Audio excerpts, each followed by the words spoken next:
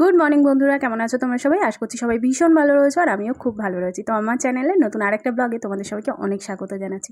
চ্যানেলটা যারা সাবস্ক্রাইব করোনি একটু সাবস্ক্রাইব করে দিও।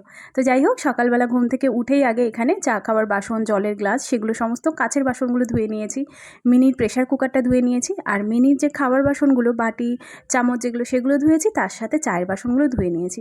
কাজের দিদি আসার আগে এই সমস্ত বাসনগুলো আমি ধুইনি, কারণ সকালবেলা উঠেই না আগে আমার এগুলো প্রয়োজন। তার সাথে রান্নাঘরটাও আজকে পরিষ্কার করে নিয়েছি। তারপরেও দেখলাম হাতে আমার একটু সময় রয়েছে, কারণ মিনি না আজকে ঘুমাচ্ছে। মিনির বাবার যেহেতু ছুটি, তো বাবা আর মেয়ে একসঙ্গে দেখছি ঘুমাচ্ছে। তো ভাবলাম আমি সকালবেলা উঠে তাহলে এগুলো করে নিই।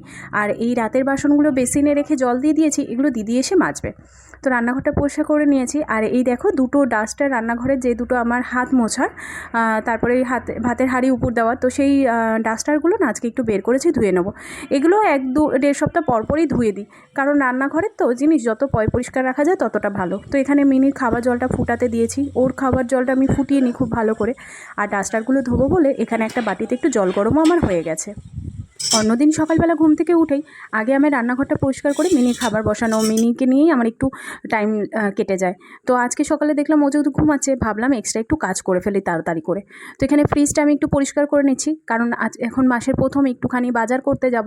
মিনির বাবার আজকে ছুটি রয়েছে, আর মিনির বাবার ছুটি থাকলে না এরকম মাসের প্রথম দিকে একটু আমরা বাজার করে নিই, ছুটির দিন দেখে। তো তার আগে না আমি সেই দিন একটু ফ্রিজটা পরিষ্কার করে নিই, তাহলে বাজারগুলো এনে রাখতে খুব সুবিধা হবে। আর মোটামুটি আমি বাজারে গেলে প্রায় 15 দিনের মতো বাজার করে ফেলি, কারণ আমাদের এখানে বাজার না খুব দাম, মানে মাছ, সবজি সব কিছুরই দাম। তো সেই জন্য একটু গড়িয়ার দিক থেকে বাজার করি। কিছু সজনা ডাঁটা ছিল ফ্রিজে, সেগুলো দেখলাম শুকিয়ে গেছে। সজনা ডাঁটা না ফ্রিজে রাখলে কিছুদিন পর শুকিয়ে যায়, সেগুলো আর খাওয়া যায় না। তো এখানে ফ্রিজটা একটু পরিষ্কার করে নিলাম। আর মিনির জামা কাপড়গুলো না কালকে যেগুলো ধোয়া ছিল, ভেবেছিলাম রাতে গোছাবো, সেগুলো না গুছিয়ে উঠতে পারিনি। কারণ কি হয় না, রাত্রে পার্লার থেকে আসার পর না আমি একদম নিঃশ্বাস নেওয়ার সময় পাই না। কখনো যদি মনে হয় যে পার্লার থেকে এসছি একটুখানি চা খাবো, সেটাও পারি না। এসেই আগে দৌড়ে মিনির রুটি করতে যেতে হয়, তারপরে আমাদের রাতে যদি কিছু রান্না থাকে সেগুলো করতে হয়। তারপরে তো রাতের যে কাজ থাকে, একটু ঘর ঝাড় দেওয়া, একটু বিছানাটা ঝাড়া, সারাদিন যেহেতু বিছানাটা ওরমভাবে থাকে, মানে সকালবেলায় সেই ঝাড়া হয়, তারপরে তো আর সেরকম ঝাড়া হয় না। তো রাত্রে এসে শোয়ার আগে একবার ঝাড়া, ঘর একটু ঝাড় দেওয়া, তো এই টুকটাকগুলো তো কাজ থাকেই। তো তার উপরে এই জামা কাপড় থাকলে না সেগুলো আর হয়তো কোনো দিন গুছিয়ে ওঠা হয় না। হ্যাঁ, মিনি যেদিনকে একটু বদমাইশি কম করে সেদিন গুছিয়ে উঠতে পারি, তা বাদে আর সেটা হয়ে ওঠে না।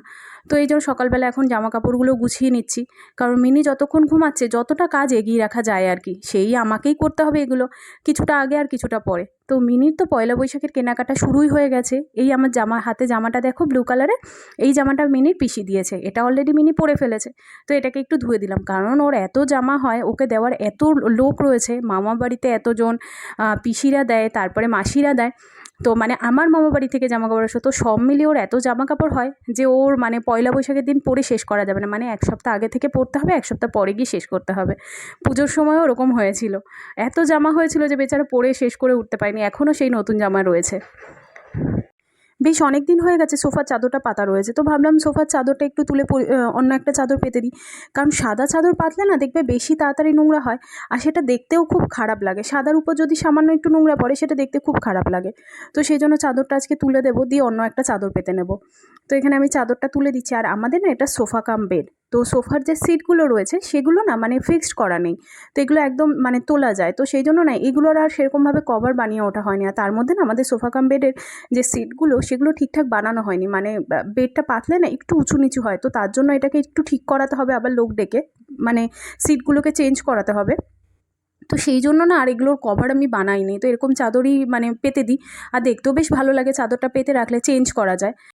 কুশন কভারগুলো আর চেঞ্জ করলাম না, একবারে পয়লা বৈশাখের সময় চেঞ্জ করে দেবো, কিন্তু চাদরটা দেখতে খুব খারাপ লাগছিলো তাই সেটা চেঞ্জ করে দিলাম। তো এখানে তারপরে মিনির বাবা ঘুম থেকে উঠে গেছে, মিনিও উঠে গেছে। তো মিনিকে খাইয়ে নিয়ে মিনির বাবার আমি ঝটপট একটু বেরিয়ে গেলাম বাজারে। প্রায় 10:30 বেজে গেছে, বাজারে যাচ্ছি এখন আমরা, প্রচণ্ড রোদ বাইরে, তো কিছু তো খেয়ে আসিনি। তো একটুখানি আখের রস খাওয়ার জন্য দাঁড়ালাম, কারণ ডাবের যা দাম সত্যি খাওয়া যায় না, 50 টাকা 60 টাকা একটা ডাব। তো এখানে দেখো বাজার করেও চলে এসেছি, এত রোদ ছিল বাইরে, মানে মাথা টাথা একদম ঘোরাচ্ছিল। ভেবেছিলাম বাইরে গিয়ে একটু কচুরি খাবো, সেটা তো আর খেয়ে ওঠা হয়নি, না খেয়েই রয়েছি এখনও। তো এখানে দেখো আদা রসুন, ঝিঙে, একটু ঢেঁড়স, আর এখানে এঁচোড়টা না কাটিয়ে নিয়ে এসেছি। বাজারে মোটামুটি যারাই এঁচোড় বিক্রি করে তারা সবাই না এঁচোড়টা কেটে দেয়, কারণ এই এঁচোড় বাড়িতে নিয়ে এসে কাটা না এটার একটা আলাদা ঝামেলা, মানে বটিটা পুরো ওই আঠা আঠা হয়ে যায়, খুব অসুবিধা হয়। আর এখানে কাঁচা লঙ্কা নিয়ে এসেছি, একটু বেশি করে নিয়ে এসেছি। আমি না পুরো ছাড়িয়ে ধুয়ে একটা টিফিন বক্সে করে খুব ভালোভাবে এয়ারটাইট বক্সে রেখে দিই, অনেক দিন চলে যায়। মিনির জন্য একটু মোসাম্বি লেবু নিয়ে এসেছি। আর এখানে না মিনির জন্য দুটো দেশি ডিম নিয়ে এসেছি। তো আমি তো চিনি না, তো ডিমওয়ালাই বললো এই দুটো দেশি ডিম, তো খুব ছোট ছোট দেখলাম ডিমগুলো। তবে দুটো আগে নিয়ে এসেছি, মিনি খেয়ে দেখুক, ওর যদি ভালো লাগে, ও যদি খেতে চায় তাহলে মিনির বাবাকে বলেছি আবার নিয়ে আসতে। যে চিংড়ি মাছটা নিয়ে এসেছি, আগে চিংড়ি মাছটা ছাড়াতে বসে গেছি। তো চিংড়ি মাছটা আজকে অর্ধেক করব, আর অর্ধেকটা অন্য একদিন করে নেবো, কারণ আজকে তো আমাদের জন্য মাটন নিয়ে এসেছি, তো মায়ের জন্য সেই জন্য চিংড়ি মাছটা করে দেবো। একটু ওই সর্ষে, টমেটো আর অল্প একটু পোস্ত কাঁচা লঙ্কা বেটে একসঙ্গে ওই মশলাটা দিয়ে মায়ের জন্য চিংড়ি মাছটা করে দেবো।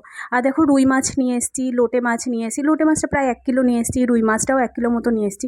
আমি না মাসের প্রথমে এইরকম একটু বাজার করে নিই, যেটা আমার প্রায় 15 দিন পর্যন্ত না চলে যায়। এতে না দুদিকে সুবিধা, এক হচ্ছে মাসের অর্ধেকটা কেটে যায়, আর সেকেন্ড হচ্ছে ওই দিনের না বাজারে যাওয়ার ঝামেলাটা থাকে না। তার মধ্যে আমাদের এই বাড়ির সামনে যে বাজারগুলো বসে সেগুলো তো না অনেক দাম নেয়, মানে যে জিনিসটা আমি গড়িয়াতে একটু কমে পাই সেটা অনেক বেশি না। আর এখানে দেখো মিনির জন্য একটু জ্যান্ত শিং মাছ নিয়ে এসেছি, তো ওকে রোজ একটা করে খাওয়াবো, একটু জাগিয়ে রেখে দেবো, আজকে একটা কেটে দেবো। বাইরে তো কিছু খাওয়াই হলো না, ভেবেছিলাম কচুরি খাবো, গরমে আর খাওয়াই হলো না, আর এত রোদ বাইরে। তো মামামকে বললাম একটু চিড়ে আর দই মাখাতে, একটু চিড়ে আর দই খেয়ে নেবো।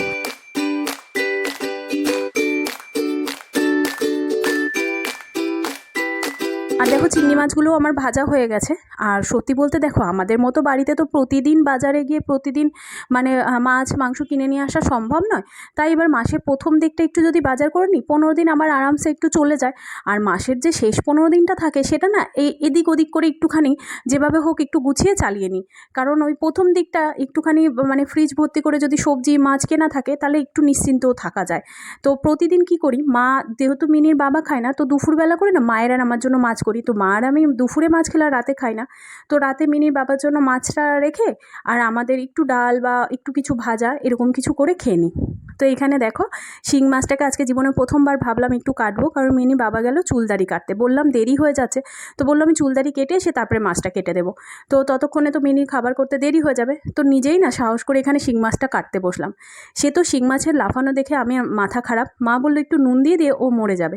তো নুন দেওয়ার ফলে সে মাছ দেখছি বাটি থেকে লাফিয়ে পুরো বেসিনে ঘোরাঘুরি শুরু করে দিয়েছে, মানে এত লাফালাফি করছে, আমি তো ভয়ে তাকে ধরতেই পারছি না। তো যাই হোক সাহস করে আবার বাটিতে সেটাকে তুলে নুন দিয়েছি।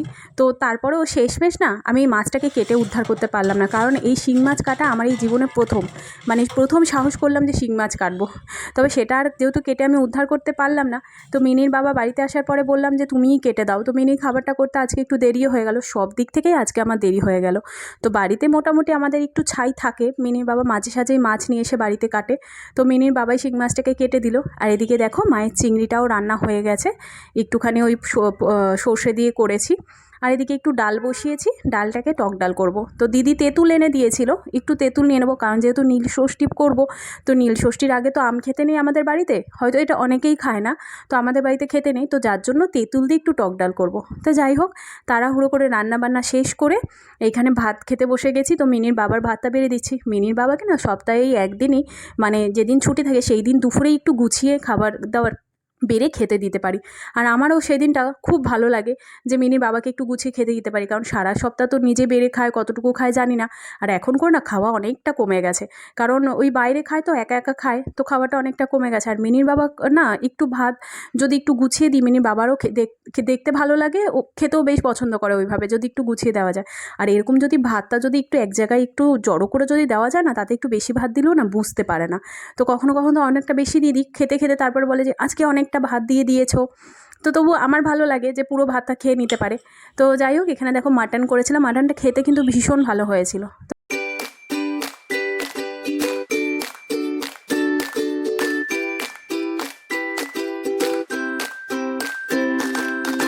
তো আজকের মধ্যে চলো ব্লগটা এখানে শেষ করছি। যদি ভালো লাগে একটা লাইক করো, কমেন্ট করে জানিও কেমন লাগলো।